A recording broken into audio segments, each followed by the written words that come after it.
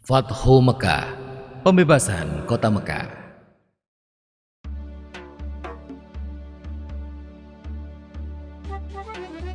Awal bulan Zulkhodah, tahun ke-6 Hijriah, Nabi Muhammad bersama 1.400 sahabatnya bergerak menuju Mekah dalam rangka menjalankan ibadah umroh. Rombongan besar tersebut membawa 70 ekor unta sebagai hewan kurban. Para sahabat Nabi sangat antusias mengikuti perjalanan ke Mekah, terutama kaum muhajirin yang telah lama meninggalkan kota kelahirannya. Namun, perjalanan mereka terhenti di wilayah Hudaybiyah, 22 km arah barat kota Mekah. Di Hudaybiyah, beberapa orang Quraisy bertanya tentang keperluan rombongan Nabi datang ke Mekah. Utusan Nabi Muhammad menjelaskan bahwa kedatangan mereka bukan dalam rangka penyerbuan, tetapi untuk menjalankan ibadah umroh, menyembelih kurban, dan setelah itu kembali ke Madinah. Namun, orang-orang Quraisy tetap bersikeras menolak kedatangan Nabi Muhammad dan para sahabatnya. Melihat penolakan orang-orang Quraisy, Nabi Muhammad mengutus Utsman bin Affan menemui para pemimpin Mekah dan menjelaskan tujuan kedatangan mereka. Utsman bin Affan diperlakukan dengan baik oleh para pemimpin Mekah. Bahkan, para pemimpin Mekah mengizinkan Utsman untuk melakukan tawaf di Ka'bah. Tapi tanpa Nabi Muhammad dan para sahabatnya, Utsman menolak tawaran tersebut. Para pemimpin Mekah tetap menolak kedatangan Nabi Muhammad dan para sahabatnya. Oleh karena itu, dilakukan perundingan antara kaum muslim dan Quraisy Mekah. Nabi Muhammad memimpin langsung delegasi kaum muslim, sedangkan delegasi kaum Quraisy dipimpin oleh diplomat senior mereka, Suhail bin Amr. Perundingan yang berjalan alot tersebut akhirnya menghasilkan beberapa kesepakatan yang isinya: pertama, gencatan senjata antara kaum muslim dan Quraisy Mekah selama 10 tahun. Tidak akan ada tindakan buruk maupun permusuhan dari kedua belah pihak. Kedua, jika ada yang datang kepada Muhammad tanpa izin keluarganya, maka dia harus dikembalikan. Dan jika ada muslim yang datang kepada kaum Quraisy, maka dia tidak akan dikembalikan. Ketiga, dibebaskan kepada seluruh klan yang ada di Arab untuk menjalin kerjasama kepada kaum muslim maupun kaum Quraisy. Keempat, pada tahun tersebut rombongan kaum muslim belum diperbolehkan memasuki Mekah.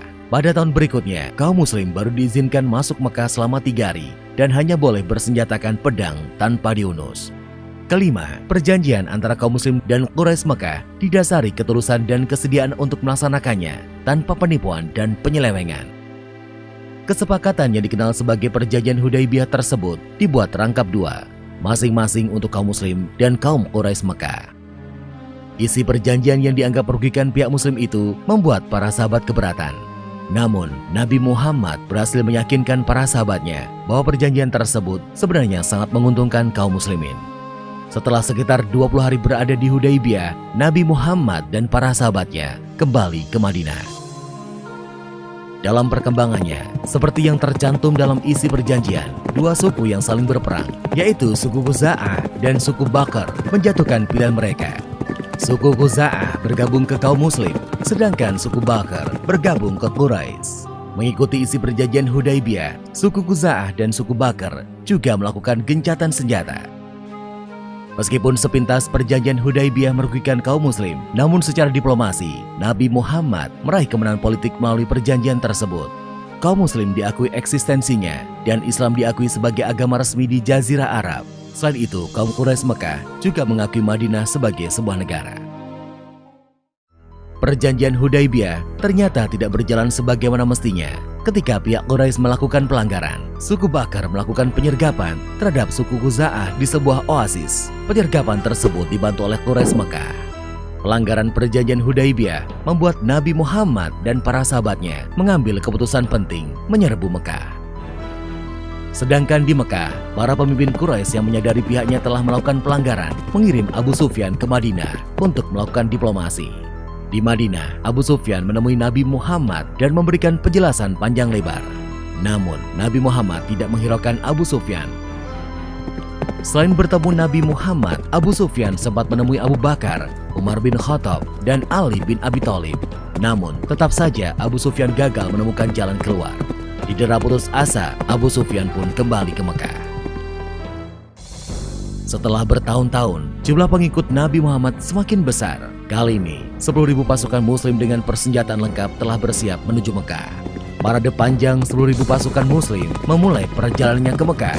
Kali ini, pasukan muslim akan melaksanakan misi yang sangat menentukan, yaitu Fathu Mekah atau pembebasan kota Mekah dari tangan kaum Quraisy. Para pemimpin Mekah sama sekali tidak menduga kekuatan pasukan Nabi Muhammad. Nabi Muhammad membagi 3 pasukannya melewati jalan yang berbeda, sehingga musuh tidak bisa memperkirakan dengan tepat jumlah pasukan muslim. Ketika pasukan muslim memasuki Mekah, kaum Quraisy hanya bisa pasrah karena tidak mungkin melawan kekuatan sebesar itu. Abu Sufyan dan para pemimpin Mekah lainnya menyerah kepada Nabi Muhammad. Setelah menguasai Mekah tanpa pertumpahan darah, Nabi Muhammad mengambil keputusan yang tidak terduga dan tidak sesuai dengan tradisi bangsa Arab. Nabi Muhammad memerintahkan para pemimpin pasukannya mengucapkan Al-Yaum, Yaum Al-Marhamah, yang artinya adalah hari ini hari kasih sayang.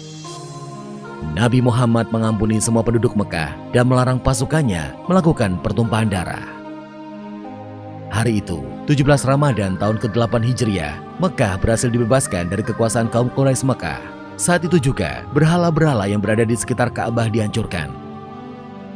Pembebasan kota Mekah menjadi tonggak sejarah tidak hanya di Jazirah Arab, tetapi juga di seluruh dunia. Nabi Muhammad tampil sebagai pemimpin yang memberikan contoh bagaimana sebuah penaklukan pusat kekuasaan musuh tanpa pertumpahan darah sekaligus tanpa pembalasan dendam. Dalam tradisi Arab, pihak yang kalah akan menunggu giliran untuk dieksekusi. Namun, Nabi Muhammad menghapus tradisi tersebut. Pihak yang kalah telah diampuni.